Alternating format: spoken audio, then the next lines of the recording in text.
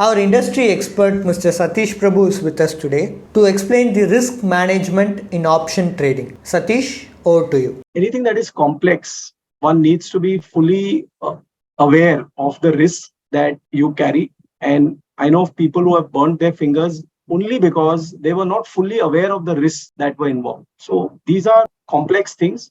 Like suppose you're a swimmer, okay? You can swim in a normal swimming pool. You may swim in a lake, a pond, maybe in a shallow water. But if I tell you swim in the Pacific Ocean, swim in the Atlantic Ocean, would you be able to do that? I'm sure the answer is no, because that is a different ball game. Swimming doesn't mean that you can swim everywhere. So investing doesn't mean that, if I get 40% or 30% returns in some asset class, it doesn't mean that that asset class is not complex. So derivatives are a complex asset class.